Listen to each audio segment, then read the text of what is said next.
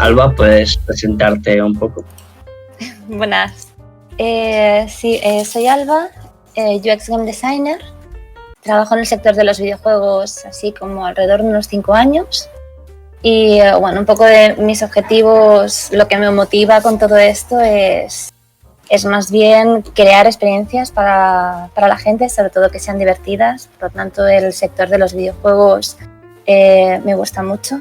Y sobre todo diseñar para ellos y crear experiencias únicas y memorables. Así como un poco el overview de lo que me mueve con eso. Y nada, ahora mismo estoy trabajando en Scopely, en el juego Scrabble Go. Y supongo que ahora, a continuación de la entrevista, iré dando más detalles, ¿no? Sí, poco a poco iremos entrando en eso. No, si spoiler. Sí puede ser. Entonces, primero de todo, me gustaría preguntarte si nos podrías comentar un poco sobre tus estudios, un poco de tu background, qué estudios reglados has hecho, avanzados o especializados y recomendación. Vale, cuando empecé me gustaba todo el tema de arte, diseño y tecnología y me metí en ingeniería multimedia. Bueno, antes era ingeniería informática superior, pero justamente cambiamos a grado, así que fue en La Salle el grado de ingeniería multimedia. Y ya luego, cuando la acabé, hice el posgrado de UX. En aquel entonces solo en Cataluña existía en el 2013. Y luego pasó a máster. Y ya luego empecé a hacer cursos como de concept art en Escolajoso para sacar más el concepto y saberme expresar artísticamente. Y también minicursos como Norman Group, Nielsen Norman Group, que es puesto, bueno, el link ahí también. Masterclass como de Celia Judent y algunos cursos de Coursera o de otras pequeñas cosas, ¿no? He ido también ir haciendo para actualizarme. Y un poco así es a grosso modo. También en Coursera hago uno de narrativa para meter un poco de storytelling en toda la experiencia del jugador, pero un poco así. Qué interesante, sí que has estudiado, sí que estás formada. ¿Nos podrías comentar un poco sobre tú cuáles crees que son las soft skills más importantes para un UX designer? Para mí el principal es la empatía, porque UX designer tiene que estar, es como el puente entre lo que es, si hablamos en videojuegos, el jugador, si hablamos en aplicaciones y otros aspectos, el usuario con lo que es la compañía y el producto, es el portavoz, ¿no? El que ayuda a transmitir. Entonces, empatía para entenderlos, sobre todo comunicación, porque tienes que estar en contacto con muchas partes del estudio. También colaboración, ya tienes que colaborar mucho con el equipo, por lo tanto es como team player. También mucha paciencia, porque vas a encontrar muchas situaciones de incertidumbre, de que hay gente de diferentes opiniones, ¿no? Y tienes que tener mucha paciencia también con los jugadores y con el equipo. También resolución de problemas, porque vas a encontrar muchas ambigüedades y tienes que pensar en ello, ¿no? De cómo podríamos solucionar, tener varios campos. También mucha flexibilidad, porque si es algo que siempre digo es que los jugadores siempre te sorprenden. Piensas que van a hacer una cosa y acaban haciendo otra. Y la verdad crean momentos muy divertidos. Y que diría también curiosidad, por estar aprendiendo y saber qué piensan los jugadores. Humildad, porque todo lo que diseñes puede estar variable al cambio. Y sobre todo, ¿cómo se diría ahora en castellano? No me sale. Assertiveness, que es confianza al hablar y explicar lo que estás diciendo con calma y positivo. Y también storytelling, ¿no? Para explicarlo todo, para que entiendan cuáles son las necesidades de los jugadores, qué historia haría, cuál sería el proceso. Y bueno, un poco eso, ¿no? Sobre todo abierto de mente. Pues porque encontrarás muchas situaciones que no sabrás para dónde tirar, porque es difícil también saber qué piensa cada persona. Como no lo sabemos, podemos encontrarnos en muchas situaciones diferentes y nada, un poquito serían estas soft skills. Qué bien. Para que lo sepas, assertiveness en español se dice exactamente igual, es asertividad. Así bien. Que... Mira, te empezaré a utilizar en castellano, sí. Vale, Gracias. perfecto. De nada. Ahora Carla estará... Vale, perfecto. Muy bien, ahora moviéndonos un poco más en tu recorrido laboral. Has trabajado en varias empresas y de profesora en La Salle, y también has trabajado de freelancer, ¿no? Has tenido muchas experiencias distintas y ya trabajaste en videojuegos previamente, pero entonces hiciste un salto a King, que es una empresa que tiene bastante respeto, ¿no? Es muy grande. ¿Cómo empezaste a trabajar en King? Pues la verdad es que fue un profesor con el que estuve trabajando en el departamento de La Salle que me lo comentó que había esta oferta. Yo estaba de freelance en consultoría haciendo UX y me comentó de, oye, mira, ahí va a haber una posición si te quieres presentar de Junior Level Design. Y al principio pensaba que era para UX, pero querían crear un estudio dentro. Entonces me dijeron de presentarme a Junior Level Design para formarme y entender un poco cómo funcionaba toda la estructura dentro de King y cómo trataban a los jugadores. Y entonces lo que hice fue presentar currículum. En aquel entonces no había internships. El internships ya vino creo que el año siguiente. Se empezaron a abrir. Y nada, presenté el currículum, me enviaron una prueba. El proceso sí duró como unos 2 meses. Y bueno, mi historia es un poquito diferente porque después ya estaba ya el paso final, pero por temas económicos no pude esperar más a tener la oferta. Entonces fui a otra startup de videojuegos de mientras para poder solventar el tema de gastos y King me estuvo esperando y luego a los 6 meses o así ya me comentaron, ¿quieres volver a intentarlo y tal? Tenemos otra posición y comenté que sí, como ya estaba al final de todo el proceso ya entré. Entonces entré en el 2016, sí, a principios del 2016, en enero, de Junior Level Designer, y fue así el proceso. Un tiempo saltaste a Scopely. ¿Fue un proceso parecido, una referencia de alguien, o lo hiciste por iniciativa propia? La verdad es que estaba recibiendo ofertas y normalmente pues no indagaba mucho, pero me escribió Head of Studio, me comentó, tenemos esta posición, me gustaría hablar contigo, y fue en plan, bueno, pues voy a hablar, no pasa nada por hablar. Y tampoco estaba buscando y me comentó el proyecto, el proceso y un poco cómo iban a crecer, ¿no? Y qué haría la posición.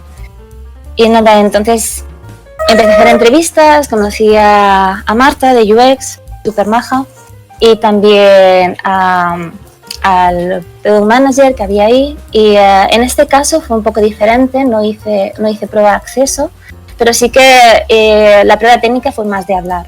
En este caso me preguntaron muchas cosas técnicas, qué harías en este juego, y un poco ya explicaba todo el tema de que había conseguido con el tema de UX.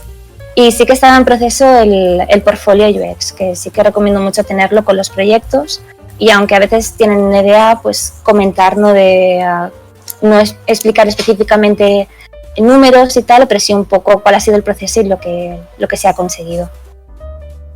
Y bueno, fue un poco así el proceso. Sí que tuviste una prueba de acceso. Ay, no te escucho. Creo que venía lo de la prueba de acceso, ¿no? Sí que tuviste una prueba de acceso. Sí, en Scopely también hay, pero fue un poco diferente, también por las circunstancias de que estaban buscando a alguien y al hablar con estas personas y todo les encajé y dijeron, te necesitamos ya. Fue un poco más así. Supongo que en Scopely así vieron que tu rol o tu experiencia ya era suficiente, así que solo valió con una entrevista para presentarte un poco y qué es lo que podías hacer o cómo solucionarías diferentes problemas, y ya valió, ¿no? Sí, en este caso sí, pero sí que para, por ejemplo, UX de Sanitar sí que están pidiendo pruebas técnicas y el portfolio. O sea, en mi portfolio estaba en proceso, pero hice entrevistas con diferentes roles para hablar con ellos y explicar un poco mi trayectoria y el producto y vimos que encajamos en ese aspecto.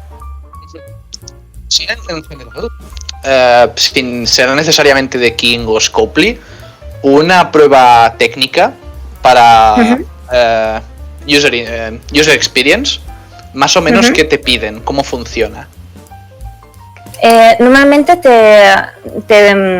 dan el juego y te dicen, vale, pues vamos a trabajar en pruebas que he hecho, por ejemplo, en esta feature. Vamos a incluir esto, entonces necesitaría que diseñaras la experiencia de incluir estos elementos en esta feature o diseñar esta feature y un poco hacer todo el flow y explicar el porqué, ¿no? Y hacer una presentación de ello, un documento. Normalmente las pruebas son eso, ¿no? Te ponen el reto, te dicen qué necesidades hay, te explican un poco cuáles son los jugadores, qué les motiva y entonces ya haces tú toda la presentación. Puedes hacer un prototipo interactivo para enseñar más el flow, si quieres que sea interactivo, o un poco hacer más la presentación explicando todos los elementos. Sí que es cierto que en el caso de King, mi prueba fue referente a design, game design, en level design, entonces ahí ya era más una deconstrucción de un juego. Pero desde mi punto de vista en tema de UX, no solo miras, porque a veces se confunde un poco con UX UI, que es la interficie, miras toda la experiencia de lo que es el juego. Entonces, una prueba que te puedan hacer analizar el juego o mirar todo el juego y decir qué puntos mejorarías de la experiencia en general o, por ejemplo, si hay mucha fricción en una parte o así, eso también podría ser incluido en una prueba. Así como duda también personal, habría como dos partes de la interfaz de usuario, cómo está diseñada y cómo está puesta en la pantalla y después el recorrido que hace el jugador a través de la user interface. ¿Ambas forman parte de un mismo trabajo o hay especialidades de una a los que examinan la navegación del usuario a través de la interficie y otros que se encargan más de colocarla bien y que sea fácil de navegar? ¿Es un poco mezclado o hay especialidades?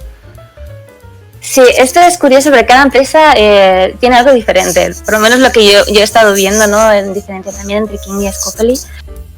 Normalmente lo que tenemos para crear toda la interficie, tenemos al UI Artist. Con UI Artist también puede ser un UI UX Designer, que, o sea, el Artist ya se lo pone el Designer, por el tema de diseñas y sabes dónde posicionar los elementos, te fijas en el tema de usabilidad, accesibilidad, que todo sea consistente. Entonces te encarga más de toda la interficie.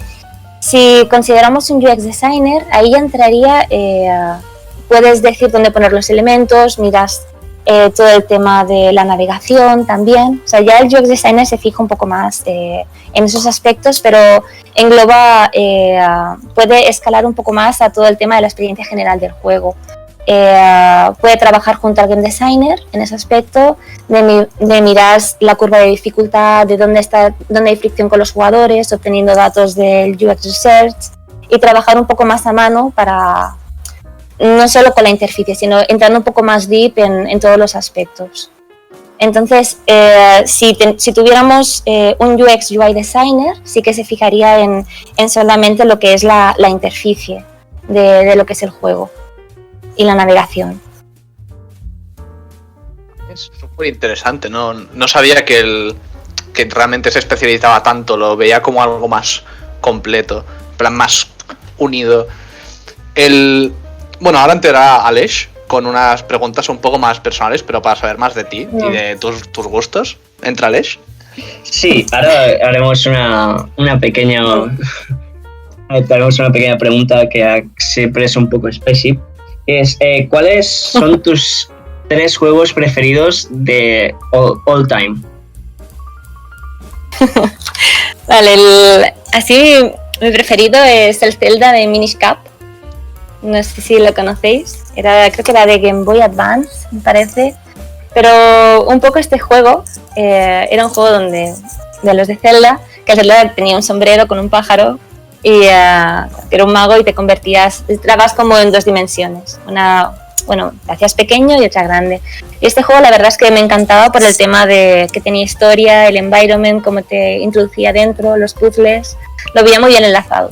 Era un mundo donde podías entrar y descubrir y podías jugar. Por aquel entonces que creo que no, los smartphones estaban ahí empezando, bueno, no eran muy comunes de tener todos uno. Llevaba más la consola portátil, pues jugaba mucho al Zelda de Minish Cap. Y otros juegos, bueno, Zeldas me gustan muchos, la verdad. Este es un poco diferente, ¿no? El Dead or Alive 2. Este es un juego que he disfrutado mucho y que nunca me canso. Los juegos de lucha me encantan y más por el tema de velocidad, los que son un poco para mí descargar energía. Me van muy bien estos juegos. Y otros que son así un poco más diferentes es el Ring Paradise de música, pero me gusta mucho el tema de los minijuegos y cómo han tratado todo el tema del ritmo, que puedes jugar con los ojos cerrados, este tipo de juegos. Y es como otro tipo de experiencia que me gusta mucho. Y voy a añadir uno cuarto, que es el Brain Training, que esto la verdad me es muy curioso, pero lo disfruto mucho. Ya. Podría hablar muchos más, pero ya. De Ring Paradise, Dead or Alive y el Zelda has comentado por qué te gustaron, pero del Brain Training no. ¿Por qué dirías que te ha gustado tanto el Brain Training? Pero me es súper curioso cómo utilizando diferentes mecánicas de juego puedes trabajar diferentes partes del cerebro. Todo el tema de la memoria, la flexibilidad cerebral, un poco todo esto, ¿no? Vale, pues, por ejemplo, una anécdota para contar es cuando estaba en ingeniería no nos dejaban utilizar calculadora en los exámenes y teníamos que hacer todos los cálculos mentales, ahí, bueno, utilizábamos papel, pero claro, con la mente, ¿no? Y entonces digo, pues voy a utilizar el Brain Training, el de sumar, digo, a ver si funciona y tal. Y la verdad es que fue impresionante el cambio que hice. Entonces, desde ahí empecé a pensar, que esto te puedo hablar del 2007, empecé a pensar, ¿no?, cómo los videojuegos te ayudan a mejorar todas estas partes de, vale, pues quiero tener más memoria o tener más flexibilidad, tal. Cómo los videojuegos te pueden ayudar a mejorar, por ejemplo, las soft skills. Y por eso es un juego que me ayudó a hacer como esta conexión y decir, hostia, pues los videojuegos pueden crear impacto en nosotros y en ciertos aspectos. Y nada, es por eso. ¿Qué decisiones de diseño dirías que hace especiales, por ejemplo, al Zelda o al Ring Paradise? El tema del Zelda, bueno, los Zeldas han sido muy analizados también por todo el tema de game design, de la experiencia, UI también, pero lo que me gusta mucho es cómo, o sea, más por el tema de diseño, cómo te introducen dentro del personaje con la narrativa, o sea, todo está guiado con narrativa, y cómo poco a poco vas creciendo y vas superando esas curvas de dificultad y vas obteniendo esos retos, ¿no? Sobre todo el tema de las mazmorras con los puzzles, de que poco a poco tienes una mazmorra, es muy difícil, y luego tienes como un espacio de tranquilidad para relajarte, puedes hacer misiones secundarias y luego pues vuelves otra vez a este challenge que está como está balanceado. No sé, es algo que he crecido mucho con estos Zeldas, y luego al ver estos análisis y también a tener esta mente más de analítica para ver cómo están hechos, me han gustado mucho. Eso es un juego que me gusta. Y bueno, Ring Paradise, tengo que decir que es el primero, el que me gusta. El nuevo que sacaron, le añadieron narrativa y desde mi punto de vista es un poco pesado por el tema de que te fuerza mucho a ver la narrativa, y eso también a veces es un punto de que, vale, quieres añadir a narrativa un juego y fuerzas al jugador a leer. Entonces, yo siempre pienso que una mejor experiencia es que se puedan interpretar la narrativa a través de animaciones o hechos o acciones, pero que te pongan a leer todo un texto puede ser un poco pesado.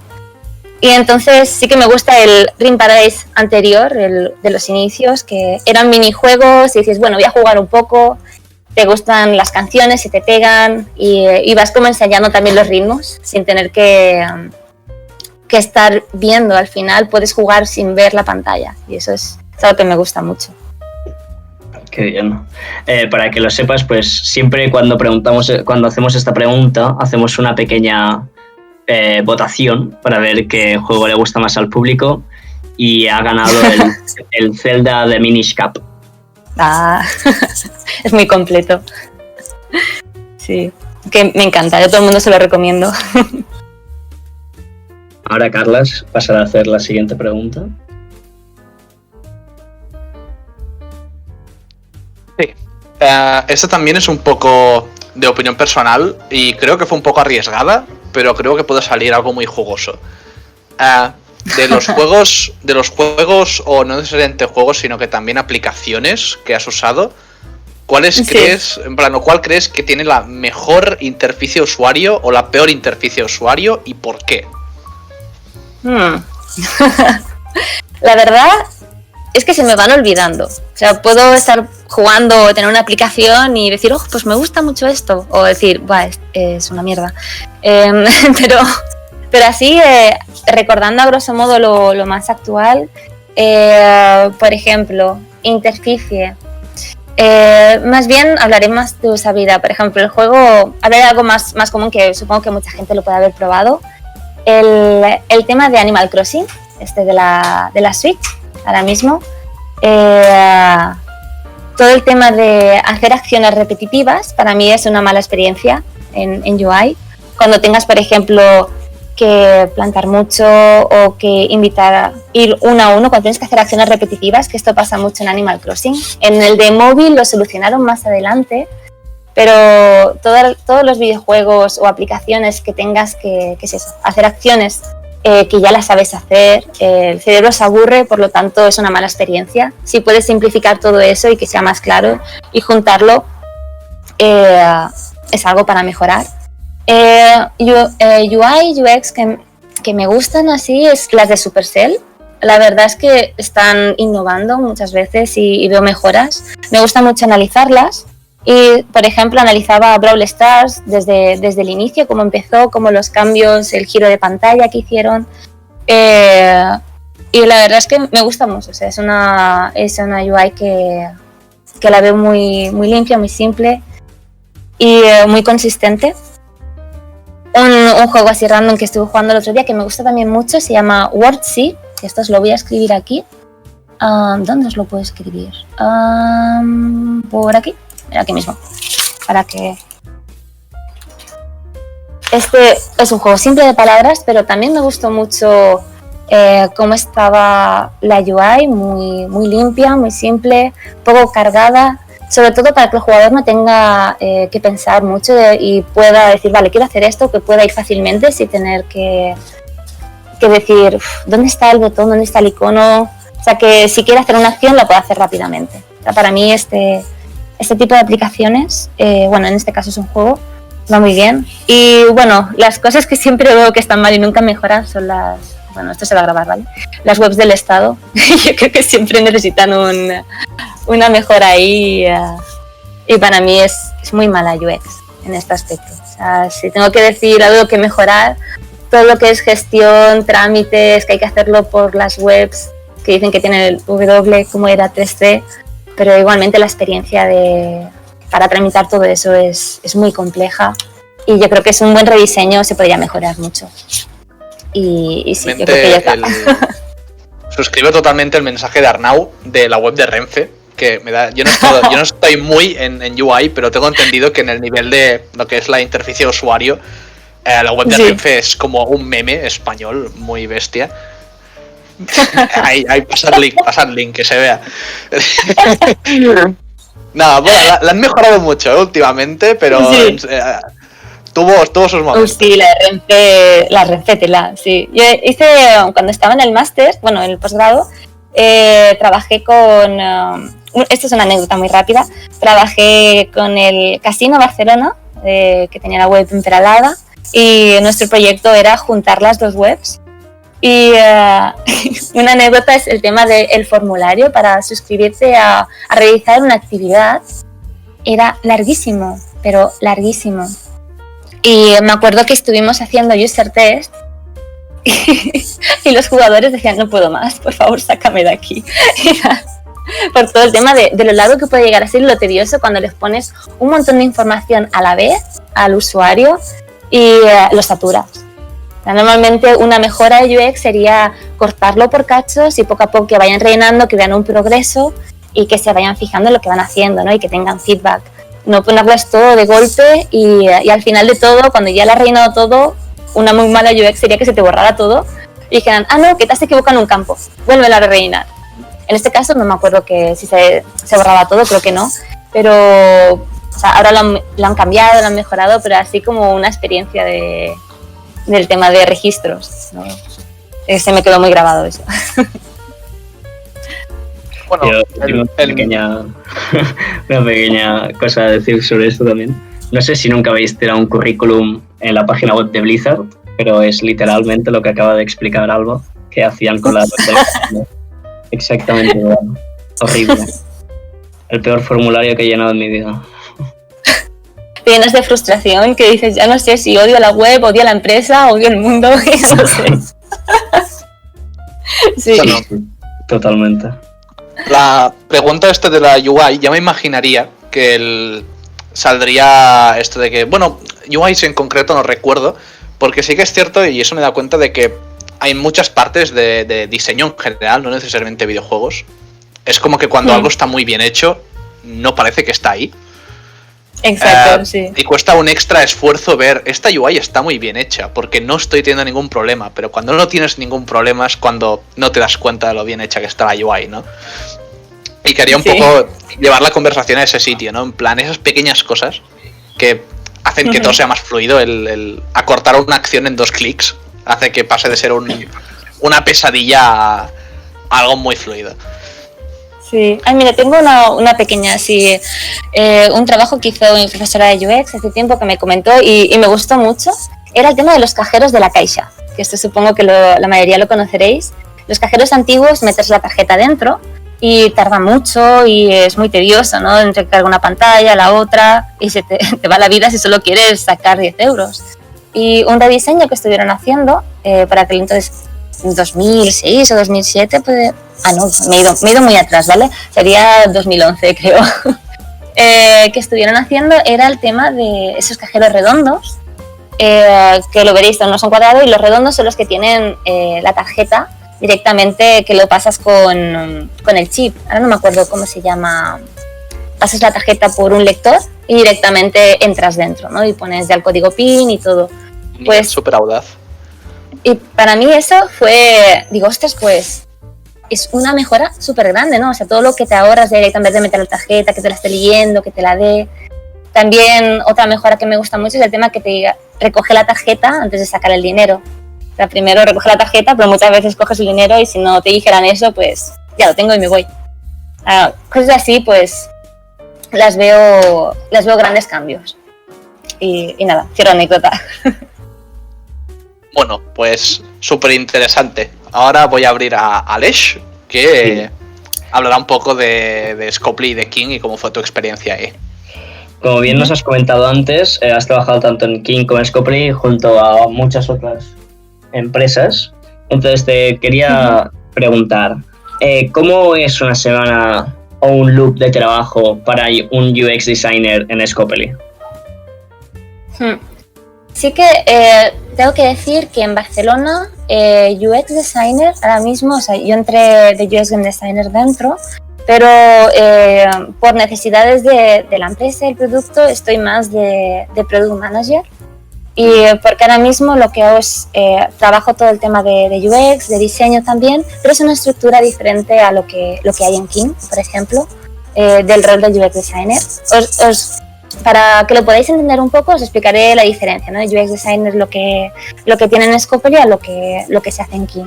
En Scopely, por ejemplo, UX designer trabaja, o sea, el game designer hace la documentación y el UX designer hace los mockups y los flows. Y mira esa experiencia, ¿no? del flow, y después el UI pues hace todo el trabajo. En King, por ejemplo, también es diferente en diferentes partes del mundo, pero en King el UX designer trabaja muy de la mano del game designer. El game designer también hace mockups, hace flows, y el UI artist también a veces es UX designer y trabaja muy de la mano. Entonces, en este aspecto, en Scopely haces más bien todo el tema de mockups y flows. En King el flow de trabajo es un poco diferente. Entonces yo creo que para explicaros un poco más deep, porque cuando estuve trabajando en King era más deep en UX Design, os explicaré un poco mejor el flow de allí. si os parece bien, y porque en Scopely ahora mismo el flow es más waterfall, en el sentido que no es tan agile, sino el product designer diseña todo, que es un poco lo que estoy haciendo, diseñas, si tienes experiencia en UX puedes hacer todo el tema de mockups y toda la documentación, GDD, de Game Design. O sea, una persona que es product manager puede hacer todo esto si tiene los skills. Y si no, directamente pasa al UX designer, que en este caso mira solo la interficie y hace los mockups. Y después ya pasa al artista, al UI, que hace todo a final. Entonces ese sería el flow de Scopely. Y entre medio ahora estamos introduciendo todo el tema de testear con jugadores también, que eso es lo que estamos haciendo, de trabajar con los UX researchers para testear diferentes partes del flow del juego para poder obtener esta información y mejorarlo. En King, por ejemplo, una semana de trabajo allí habían varias features que estaban a la vez, y el UX designer del juego, en este caso yo estaba trabajando para Bubble Witch 3, un poco el día a día era revisión de en qué estado estaba cada feature, ir a las reuniones, dar feedback. En este caso sería las feedback de UX expertise, decir, vale, pues aquí puede haber un problema, o en tema de los niveles, mira, los jugadores se están quejando mucho aquí, son muy difíciles, vamos a hacerlo un poco más fáciles. Estar en comunicación también todo el rato con el equipo de diseño, de Game Design y Level Design. Por otro lado, como se iba revisando cada parte de las features en diferentes estados, también el UX designer decía, mira, aquí podemos, si tenemos estos problemas de que no sabemos cómo van a actuar los jugadores o tenemos incertidumbres, podemos hacer test de usuario. Y hacíamos un test cada 2 semanas con el equipo de UX, que era general, con los UX researchers. Entonces, el UX designer decía cómo se podían testear, qué tipo de metodologías se podían utilizar según el momento de la feature. Por ejemplo, si era muy inicial, se puede hacer un paper prototype o directamente con screens impresas, se podían testear con eso para sacar un poco más de información. Por otro lado, se podían hacer heurísticas, las heuristics para ver todo el tema de la usabilidad, en qué puntos podía fallar la feature y trabajar en ello. Entonces, el UX designer encajaba, era como el enlace también del equipo con el jugador, que el jugador, todo el tema se analizaba con players, con la comunidad, que teníamos el equipo de community, con los user tests, y también en la store también había unos comentarios, pues era como se hacía un recogido de opinión de jugadores y se trabajaba en ellos para hacer mejoras de la experiencia del juego.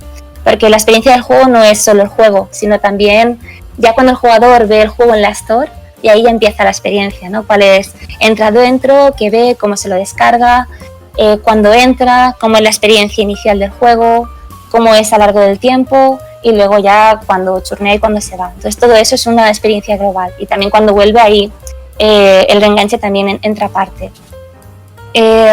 Entonces un poco era trabajar con las features, y por otro lado trabajar con proyectos internos que habían de trabajar puntos específicos del juego. Y después ya con el equipo pues hacer un poco de mentoring de qué es UX, decirles hacer workshops de usabilidad para que todo el equipo forme parte de la experiencia de usuario, pero también entender un poco más tema de metodologías, como tratar el tema del naming, vale, eso tiene que ser consistente, esto tiene que ser más claro, ya para así todo el equipo ya hablara con los mismos términos y ya pensara en ello, ¿no? También el tema de los programadores, que dijeran, vale, pues tiene que tardar menos para que no se haga tan pesado, el tema de esperar. O sea, que era un poco, UX designer miraba todo en general y estaba en contacto con todos los puntos del equipo. Y sí, un poco así, si tienes alguna duda o algo que quieras que define un poco más. El tema de documentación. Dentro de la UX encontramos algo como, por ejemplo, en el level del design tenemos el LDD, etcétera, ¿sabes? GDD. ¿Hay una UX Bible? ¿Hay una cosa así?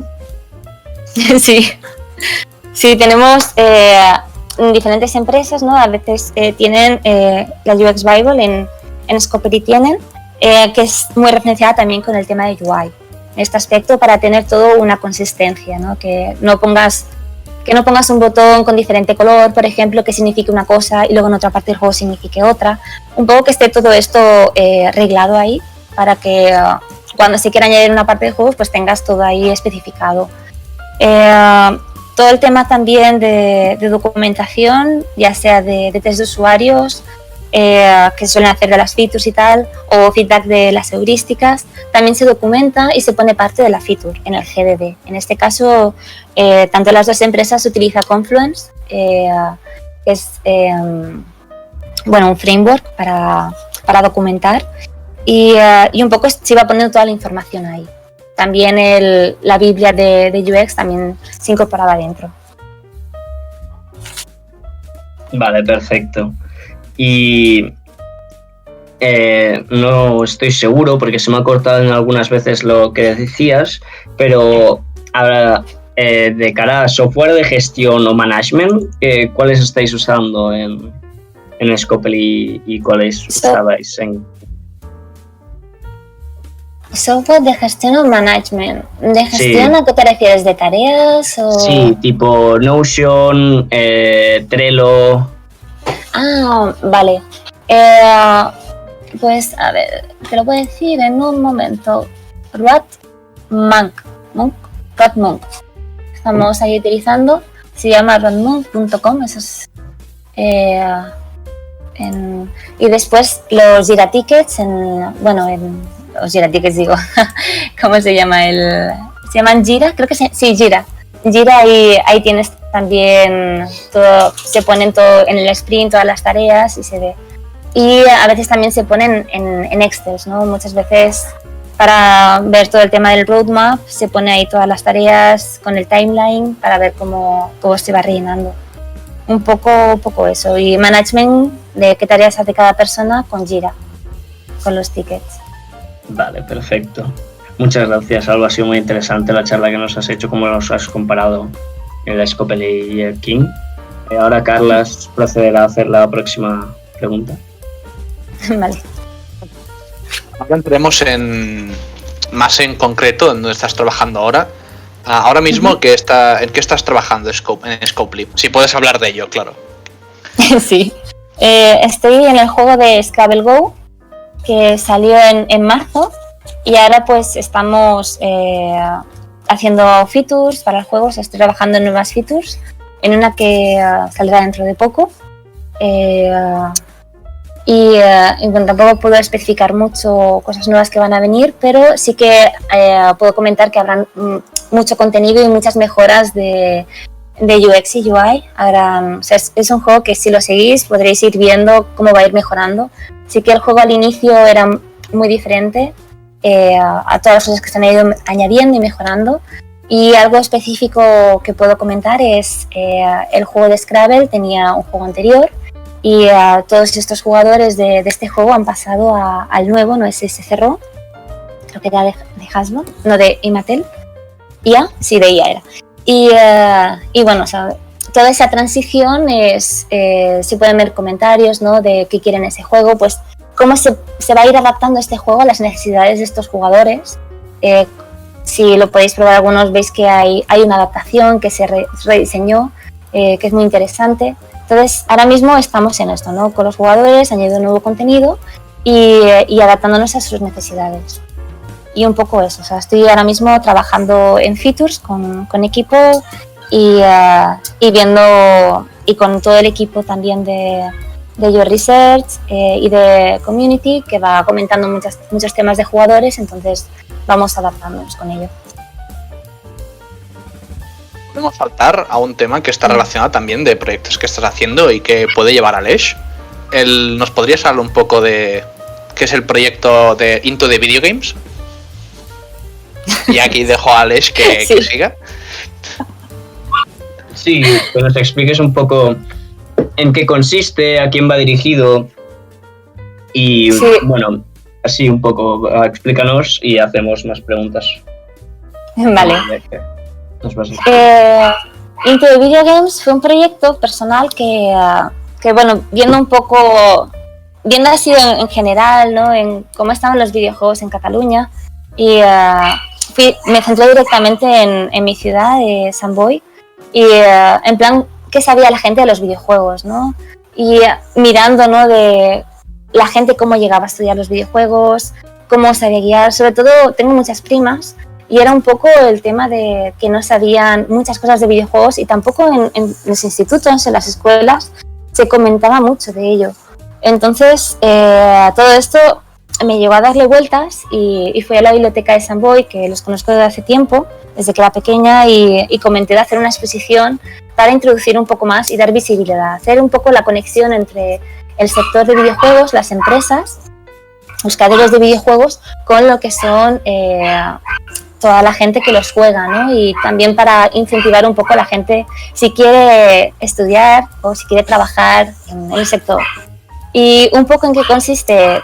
Era un evento que, bueno, es un evento que se hizo en febrero con una exposición sobre videojuegos, y fue una exposición para explicar un poco la historia de los videojuegos, un poco los roles para que tuvieran visibilidad, y además se hicieron unas charlas que agradezco mucho que Dani haya participado explicando todo el tema de level design, y se hicieron unas charlas para que así la gente del pueblo, bueno, la ciudad, pudieran ir gratuitas, pudieran asistir y pudieran conocer cómo está el sector, cómo es desde dentro, cómo se trabaja en una empresa y los diferentes roles, para que generara esta curiosidad, ¿no? Y para abrir un poco más la mentalidad.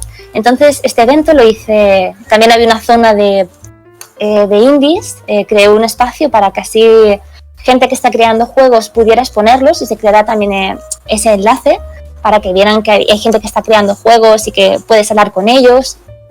No empresas multinacionales, sino también gente creadora. Y también puse toda una zona de artistas que hagan fanarts, para también que tuvieran un poco el espacio de visibilidad, un poco como un evento de salón del manga en pequeño, pero de videojuegos, y también consolas en el centro para retros, para que la gente pudiera jugar.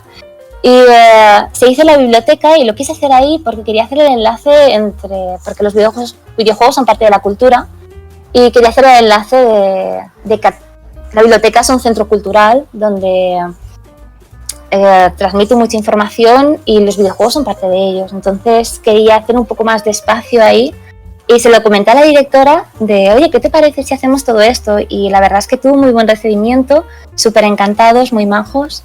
Y ahora mismo la biblioteca se quiere convertir en un punto de referencia de Sant Boi sobre los videojuegos, porque estuve mirando, tampoco encontré empresas de videojuegos en Sant Boi, no se comenta nada desde Juventud.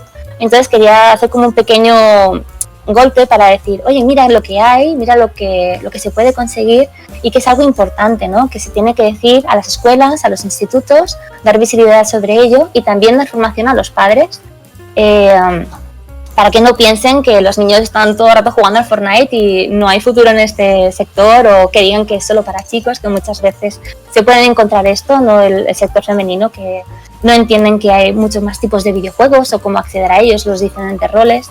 Y fue un poco así en general para dar visibilidad y conexión entre el sector y la gente. Creo que me enrollo mucho. No, que va, que es muy interesante.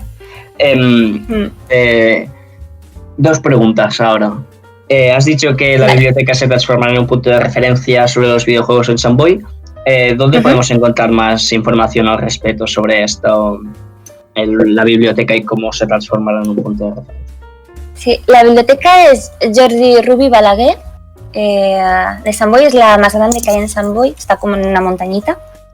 Y justo entró porque justo cuando se hacía este evento, casualmente se estaba haciendo el de gameplay en Barcelona, con la exposición, y conocí a una chica, me la presentaron, que también estaba organizando.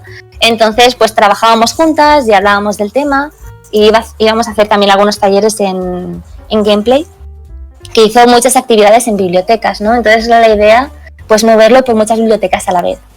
Este era un evento que empecé sola, independientemente, y cuando me encontré todo esto digo, genial, porque se va a ver mucho más, ¿no? O sea, se va a expandir todo el tema de videojuegos por Cataluña, bueno, por Barcelona, la comunidad de Barcelona, que era genial. Entonces, ¿dónde se puede encontrar información? Ahora mismo la biblioteca empezó un curso antes de todo el tema del COVID, un curso con una formación que salió del gameplay para convertirse en el punto de referencia y saber qué tipo de actividades se podrían hacer, ¿no? Que ellos mismos ya pudieran hacer actividades y que además pudieran pedir un presupuesto para ello, para que tuvieran más visibilidad y pudieran hacer cosas grandes. Entonces, sí que ahora mismo tenemos la web de Into Video Games, que la llevo yo, y no he actualizado mucho, porque con todo el tema del trabajo y lo del COVID que pasó, no he puesto mucha información, pero sí que a veces voy poniendo información en la red social de Twitter, de Into Video Games. También hay un canal que creé de Instagram, y bueno, en la web es donde iré poniendo más. Pero la información más actualizada de cosas nuevas que se puede ir haciendo está en Twitter, que es lo que más fácilmente no me lleva tanto tiempo de actualizar. Si esto en un futuro crece y si quiere poner personas del ayuntamiento o lo que fuera ahí, entonces ya pues supongo que tendría más actualización y tal. Pero era un poco caos llevarlo todo a la vez y bueno, ahora mismo está así. Pero sí, en Twitter es donde se puede encontrar más información. Y ahora mismo, ¿qué podemos esperar del proyecto de Video Games pensando en el futuro? O sea, ahora mismo está parado en el tema de... Lo último que se hizo fueron 3 días de talleres, charlas y el evento. O sea, se hizo también una charla enfocada a profesores, que eso fue lo último, y al día siguiente empezó la cuarentena. O sea, fue como se cortó todo ahí. Pero en un futuro, planes que hemos estado hablando y he hablado con diferente gente que se me acercó para decir, oye, pues podríamos hacer estos proyectos y tal. Os comento así planes, en plan spoiler, que hay pensados cuando todo esto mejore. Uno sería hacer una Game Jam dentro. Nos gustaría mucho hacer una dentro y estuvimos dando soporte a Game Jam Summit, me parece que se llama así. A ver. Sí, Jam. se llama así. Sí. Yo participé en esa Game Jam. ¿Sí? Pues con esto, con Oscar, que lo estuvo llevando también. Y comentamos de ostras, pues se podía hacer algo dentro. También me gustaría hablar con los de Cornellá, que tienen un centro, ¿no? Y buscar un poco de más enlaces. Y después tenemos un bar de videojuegos que os lo recomiendo mucho de ir, que se llama Checkpoint Gaming, me parece. Checkpoint Game, a ver, os digo, vale, Checkpoint Gaming Lunch, sí, os lo pongo en el documento.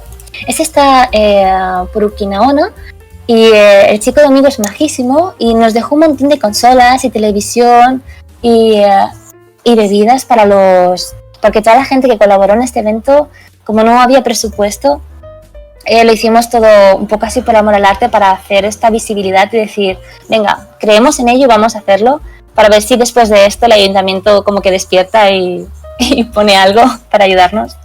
Pero sí, este local está haciendo muchas actividades ahora y nos gustaría hacer cosas con ellos también. Y creo que han empezado con un programa de YouTube, de hacer entrevistas y todo, y yo creo que estaría muy guay. Además es un bar que podéis ir a jugar a videojuegos, y ahora lo van a abrir durante todo el día. Así que uno de los proyectos es trabajar con ellos también. Y bueno, más o menos creo que no tengo nada más de momento pensado. Así que más adelante nos gustaría repetirlo y tal, pero sí que es cierto, es el tema del presupuesto, ¿no? Que fue mucho esfuerzo, toda la gente que colaboró lo hizo por voluntad propia, de bueno, vamos a mover esto todo gratuitamente, entonces era mucho esfuerzo. Entonces si queremos hacer más actividades así, sí que nos gustaría esto, que el ayuntamiento colaborara. Y así. Creo que es una iniciativa espectacular. A mí muchas veces con todo el tema de ser estudiante y buscar que si trabajo aquí o trabajo allí, no sé qué, a veces me olvido de que también los videojuegos son un elemento cultural tan importante como el cine o la lectura, sobre todo con lo que está creciendo y los años que ya llevan existiendo. Y me parece muy guay estas iniciativas de intentar llevar los videojuegos a las bibliotecas y hacer que la gente los conozca más de cerca, sobre todo con conceptos como Game Jams, donde puedes ya tener las manos en la masa y poder hacer un pequeño test para ver si realmente te gusta el mundo y podrías entrar en él en cualquiera de las aptitudes donde puedes entrar, que hay muchísimas. Exacto. Entonces, volviendo a la interfaz de usuario, tanto para diseño de interfaces como experiencia de usuario, ambas, ¿tú cómo recomendarías empezar para especializarse en este ámbito? ¿O qué referencias darías de libros, canales de YouTube? ¿Cómo empezarías si quiero especializarme en User Experience o User Design?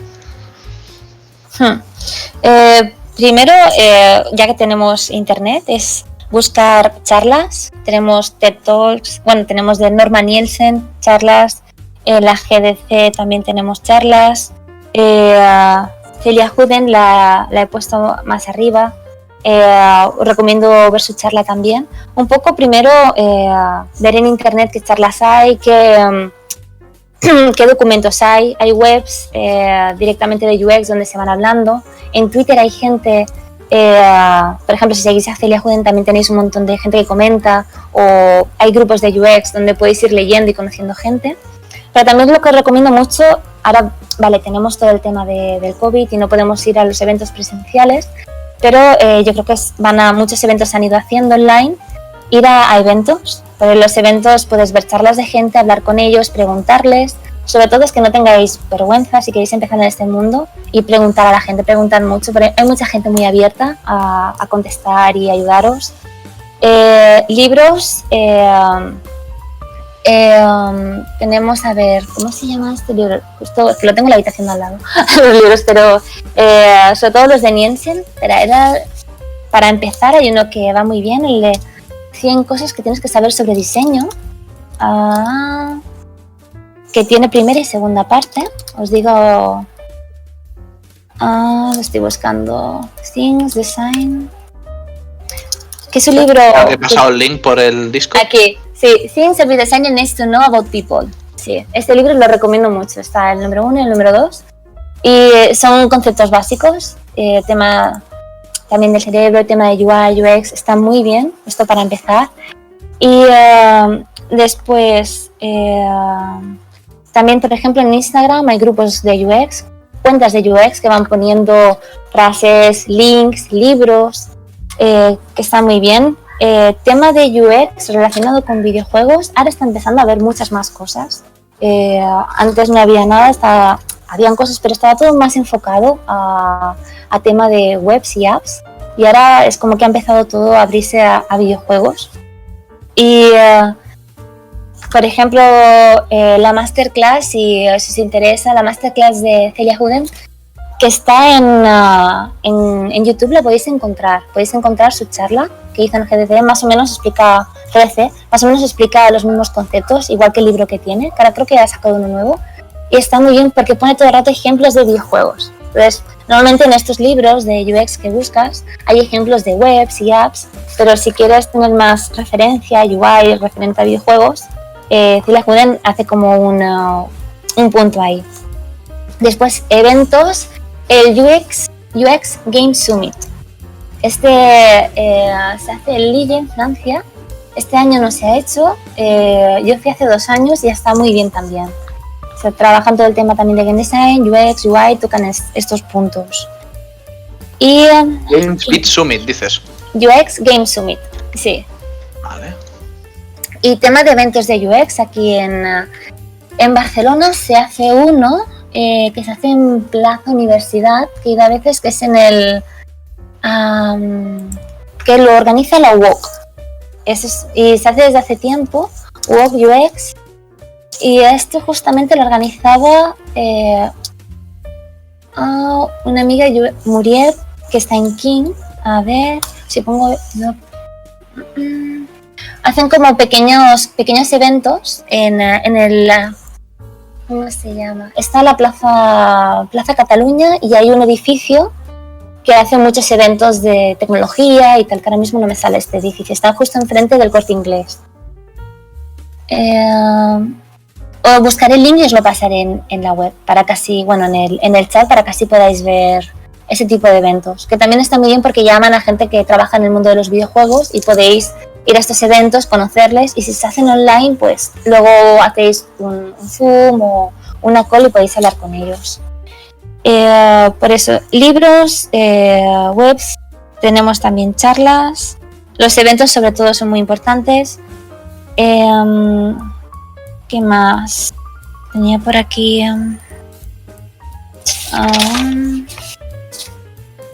que se me ha ido lo de la pregunta, perdonad. Vale, pues al libro, canales de YouTube, ahora mismo, bueno, canales de YouTube voy siguiendo, no tengo nombres específicos, pero voy siguiendo a gente de UX Designers, sobre todo también de Estados Unidos. Y lo que sí podéis seguir es el de Norman Nielsen Group, que este sí que os lo he puesto arriba, el link.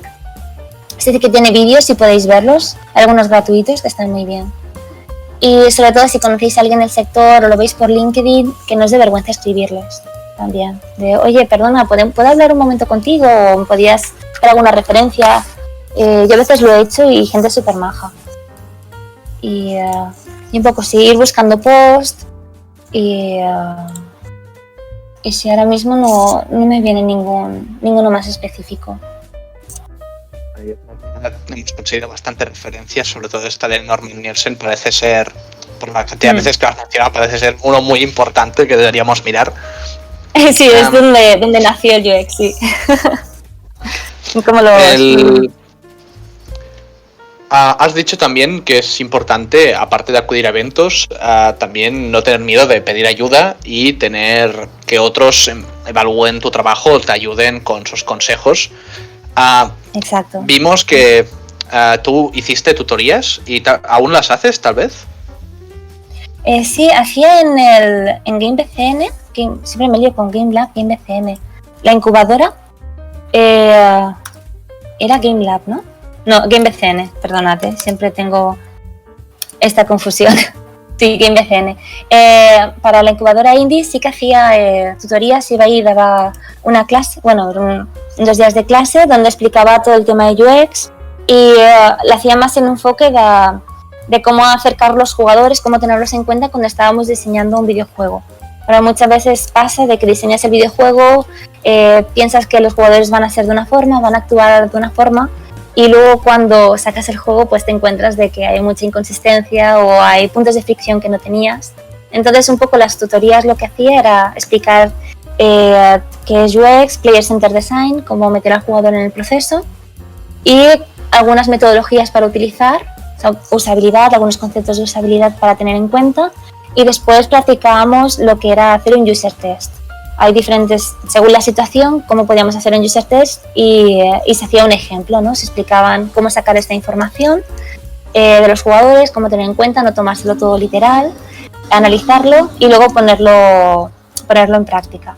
En qué cosas eran críticas, qué no. Y era un poco eso, ¿no? En la tutoría según el estado del juego que tenías, quién eran los jugadores. Y por ejemplo, si era un juego que no tenía ya una build jugable, a lo mejor lo que querías testear es el flow. El flow se puede testear con Paper Prototype o con un prototype interactivo, y con esto se lo pones a los jugadores y ves dónde se encallan, qué entienden, y así puedes ir iterando sobre esto mientras lo vas haciendo, para que no sea cuando ya tengas el juego que no te encuentres como con un golpe fuerte, ¿no? De ostras, no se enteran de nada o no les gusta o hay problemas. Y un poco era eso, ¿no? Cómo introducir todos estos conceptos dentro del proceso que ellos están teniendo.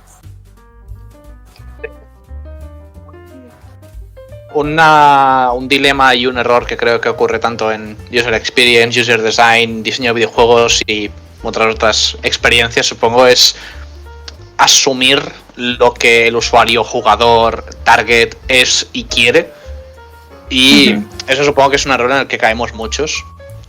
Sí. Es importante, ¿no? En plan, enfatizar y resaltar la importancia de, aunque tengas un prototipo que se cae a trozos, es muy poco, tienes que llevarlo al usuario, tienes que llevarlo al jugador, tienes que conseguir ese feedback pronto, porque si no estás montando y poniendo una gran cantidad de horas y recursos en algo que no está, tal vez no va en la dirección adecuada, ¿no? Sí, totalmente cierto. Y esto justo me pasó en una startup que estuve, Super Family Hero. Estábamos trabajando en un juego muy grande pero sí que faltó el hecho de testearlo más, porque era un producto para niños y para padres, un videojuego de tablet, pensado para tablet, para padres y niños que jugaran a la vez. Y sí que se hizo un juego muy grande, era una build muy grande con muchos minijuegos y tal, pero no se llegó a testear bien. O sea, no estaba... El proceso de tener al jugador en el centro, tener en el centro al jugador, no estaba considerado y pasó eso, ¿no? Que teníamos un producto muy grande y cuando lo testeamos nos dimos cuenta de que fallaban tantas cosas. Pero habíamos construido tanto que era como un dolor de cabeza cambiar cualquier cosa.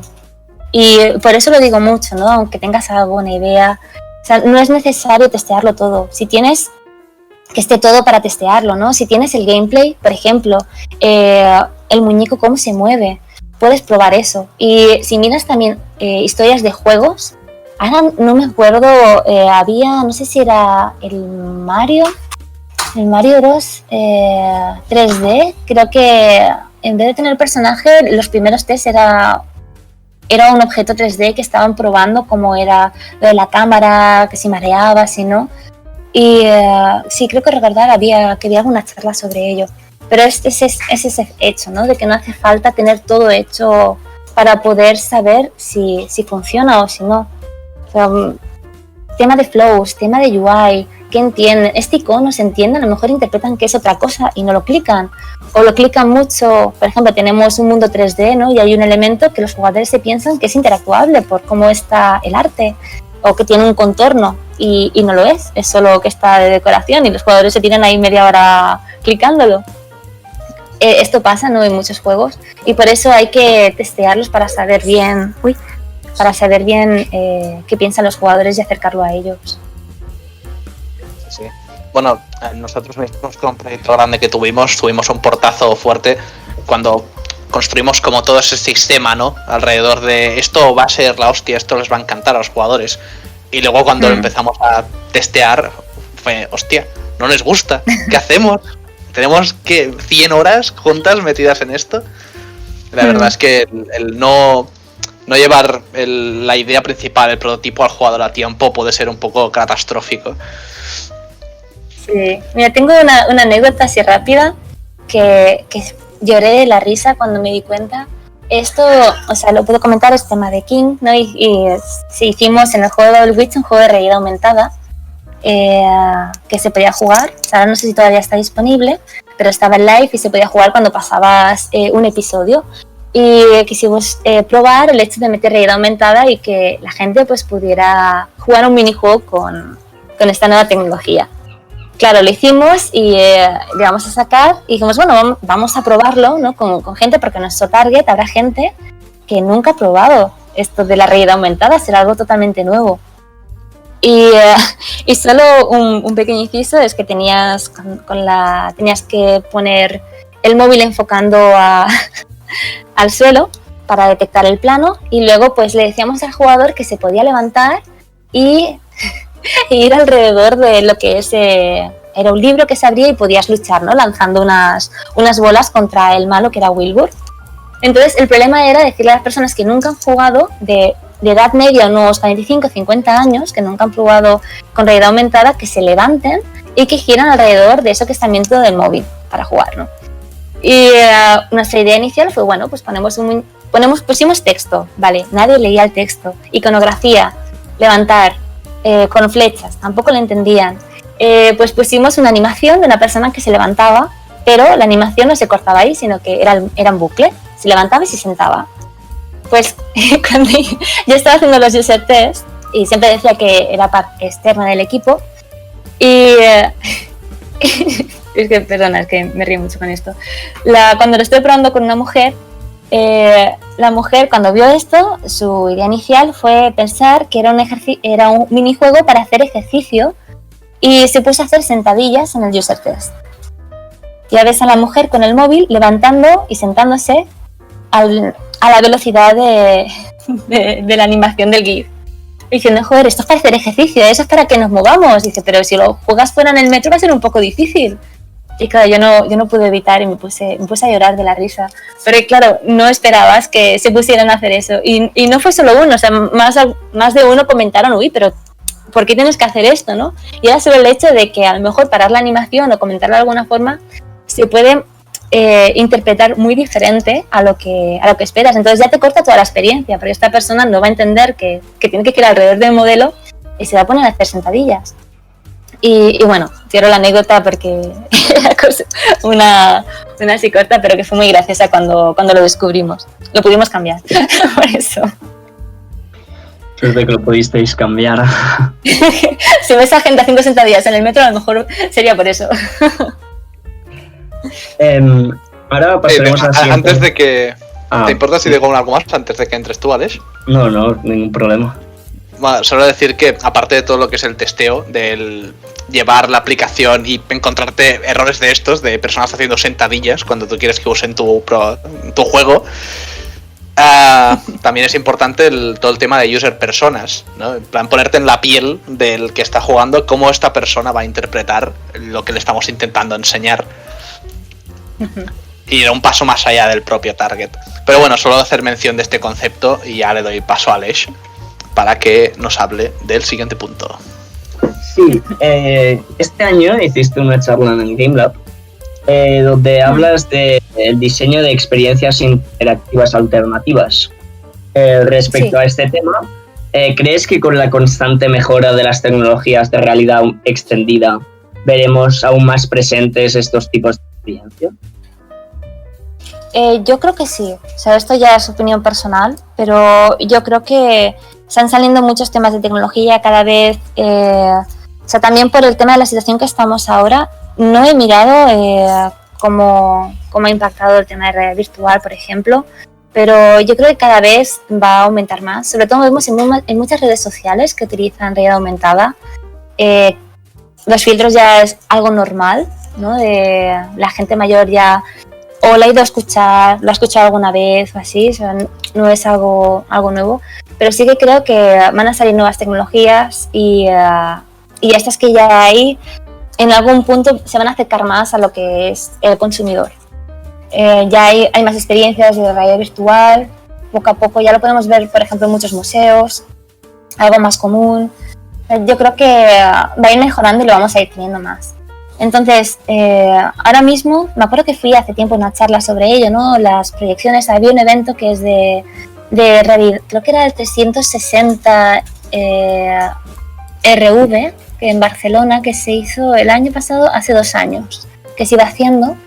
Y en este evento pues habían charlas, explicaban un poco la trayectoria, videojuegos, tema de UX en estos videojuegos de realidad virtual también comentaban, que se le hizo Tania, muy interesante. Y sí que decían que iba más lento, pero que sí que se estaba viendo la gráfica del tiempo como que se estaba vendiendo mucho más y muchas empresas ya estaban invirtiendo más para generar más producto. Entonces, recordando esto, yo creo que sí que, y dado la situación que estamos, sí que va a haber un incremento en esto, pero no sé, personalmente no sé tema de beneficios, si va a ser algo muy grande o si va a ir muy escalado más adelante. Pero, por ejemplo, tenemos una empresa que se llama el Team Lab.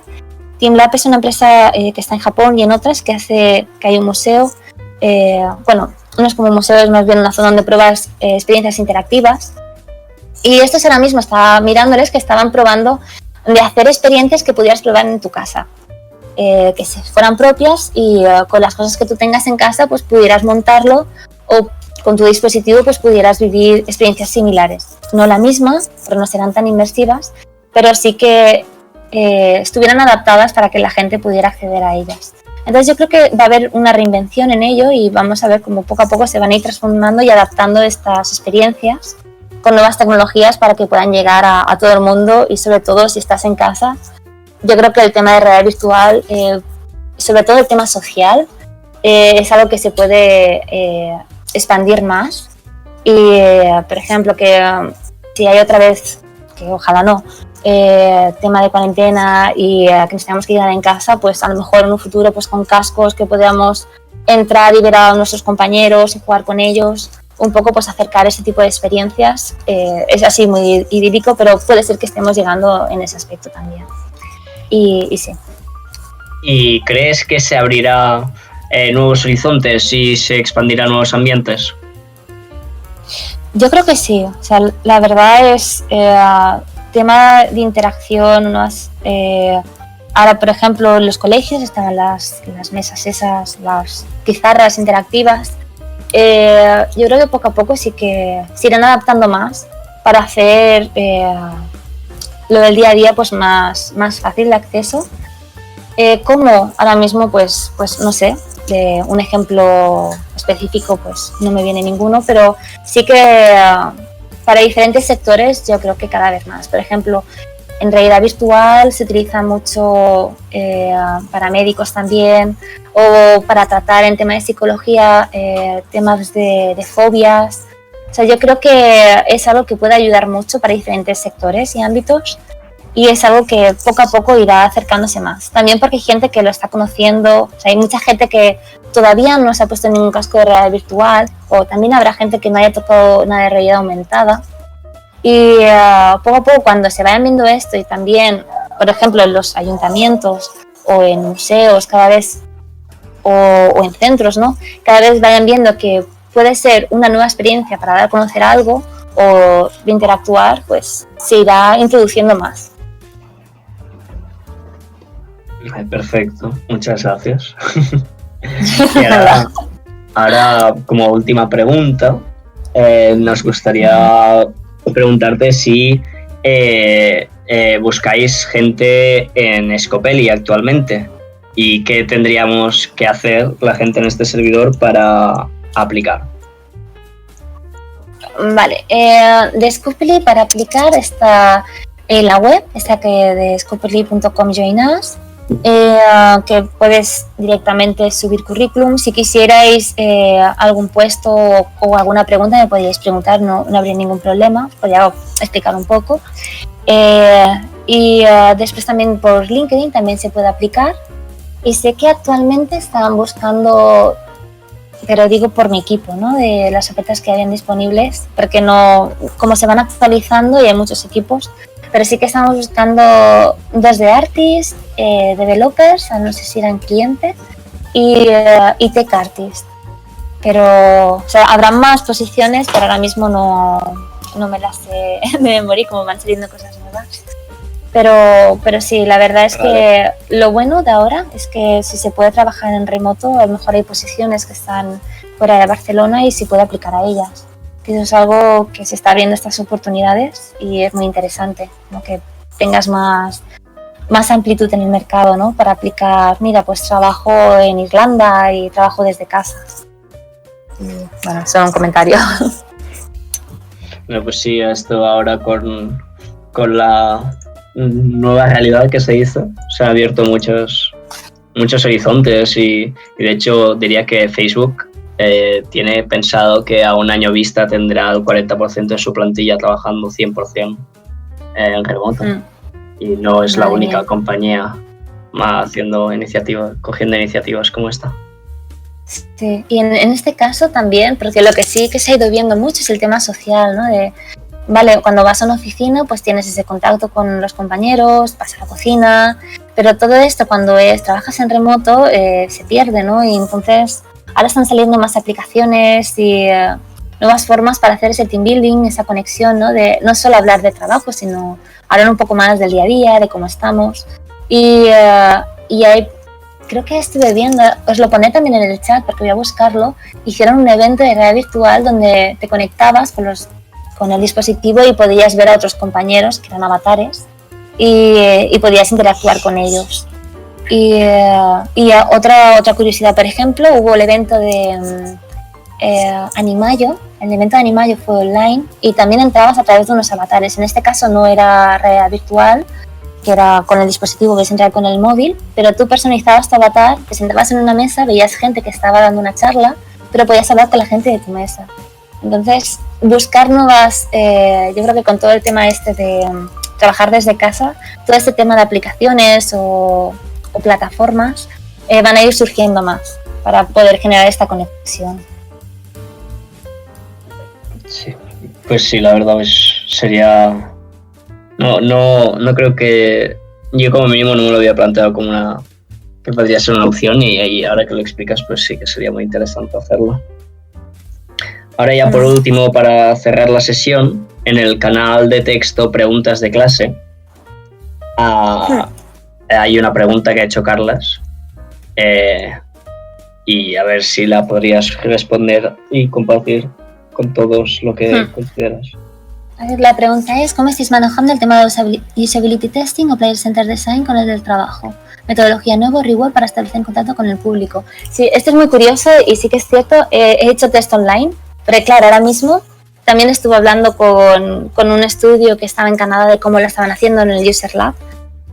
Por ejemplo, para hacer un test online, el jugador, en este caso, como lo estamos haciendo, pues el jugador tiene que tener descargado la aplicación y lo bueno es que puedes que él tenga una cámara y le esté enfocando la cara para que tú puedas ver sus expresiones, y el otro es que el móvil también tenga, por ejemplo, si en este caso Zoom, puedes tener que hayan dos cuentas, no una la cámara y la otra el móvil, y entonces tú puedes estar viendo dónde está clicando, en qué momento está del testeo, y tema de cara, pues también puedes ir viendo y puedes ir escuchando y viendo sus reacciones, ¿no? Porque en un tema de usability testing también es, cuando haces un test de interview con el usuario, también es interesante ver qué acciones y qué caras está poniendo para poder validar con lo que está haciendo, ¿no? Pero a veces pueden decirte, no me gusta nada, pero no suelta el móvil y está ahí como, quiero saber que hay más cosas, ¿no? Y vale, el tema, otra cosa, cosas que están pasando, por ejemplo, los User Labs que están haciendo test con usuarios que no es en remoto, en este caso lo hacen con mascarilla. Pero estaba justo hablando con un chico que lo está haciendo en Canadá, y sí, los test están haciendo con mascarilla, con espacio, pero claro, ahí estás pidiendo mucha información de la expresión del jugador, ¿no? Más te basas en lo que está diciendo Think Loud, ¿no? Que te esté diciendo en cada momento lo que está pensando para poder tratarlo. Y a ver, ¿alguna metodología nueva, reward para establecer contacto con el público? Vale, la idea es tener, si tienes un juego, tener una comunidad. ¿Cómo puedes generar una comunidad? A lo mejor antes pues o metes un pop-up en el juego y dices, oye, pues quieres participar y tal, y tienes los datos de estos jugadores, entonces pues ya puedes hacer una videoconferencia con ellos o enviarles formularios. Pero la idea es primero tener una base de datos con estos jugadores y entonces ya después puedes ir mirando cómo testear con ellos, ¿no? Hay plataformas como el Playtest Cloud que se pueden utilizar, que directamente pueden hacer un user test. Bueno, en este caso les ponen las tareas y ellos mismos hacen las tareas y se graban, se pueden grabar con la cámara o directamente escuchas el audio y ves el vídeo. Pero sí, o sea, primero es eso, tener una base de datos. Si no la tienes, pues puedes requerir a plataformas que ya trabajan de ello, como Playtest Cloud, y si no, pues por videoconferencia. O sea, si no se puede hacer cara a cara. Otra cosa, si el juego tiene que ser presencial, ¿no? ¿Qué pasa cuando tenemos el juego que es un juego de consola y que tienen que jugarlo y es multiplayer, por ejemplo?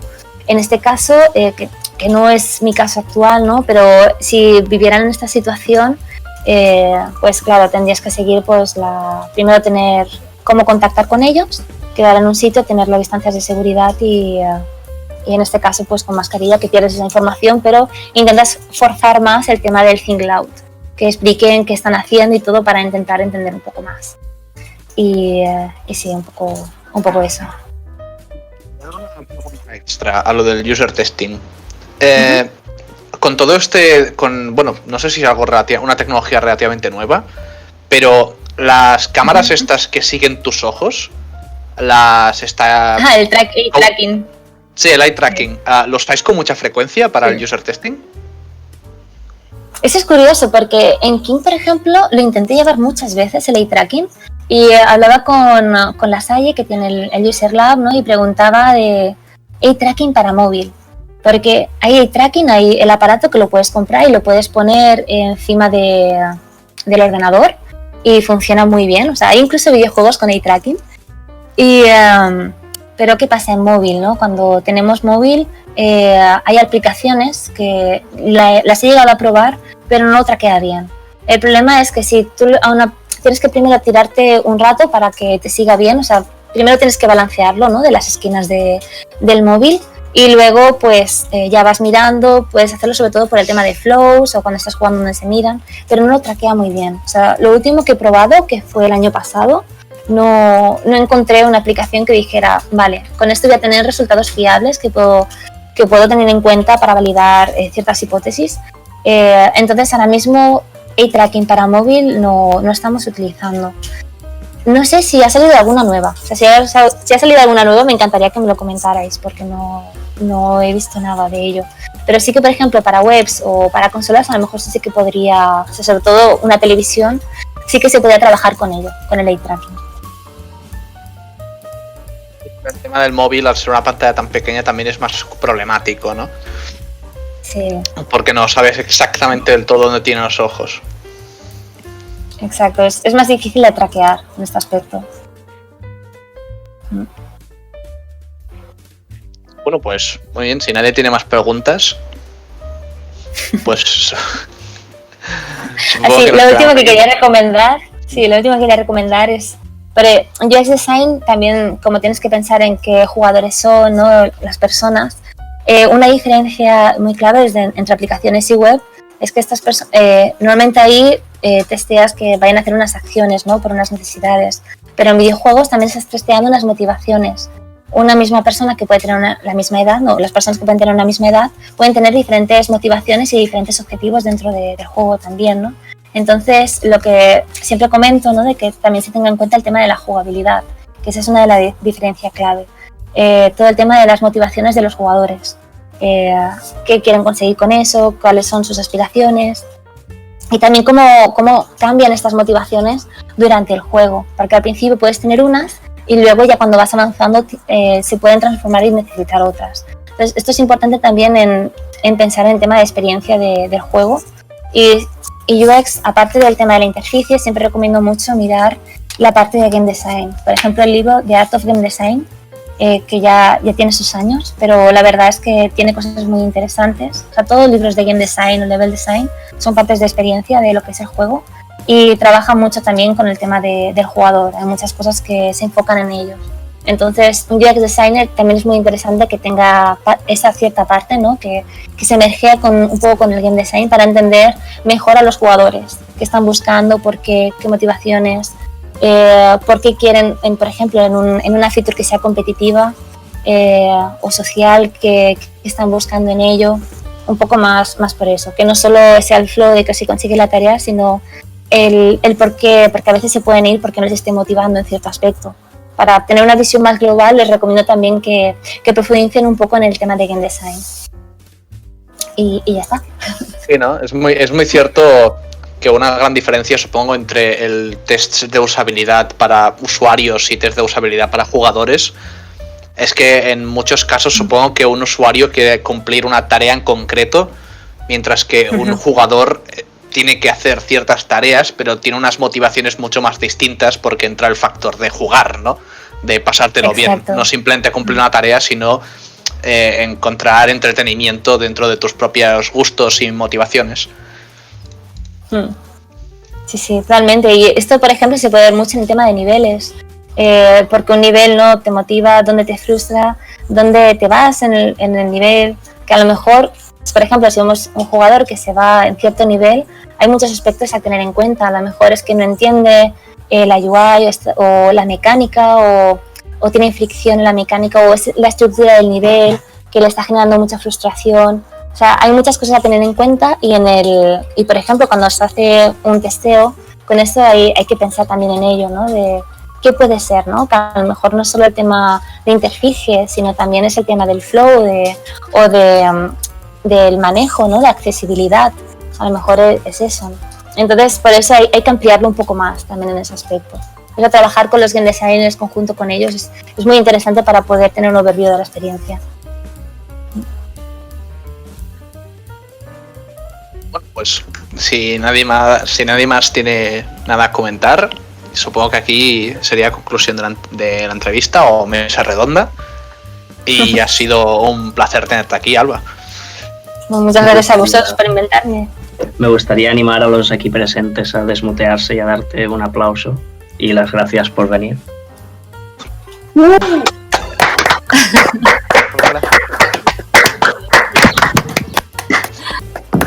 Muchas gracias.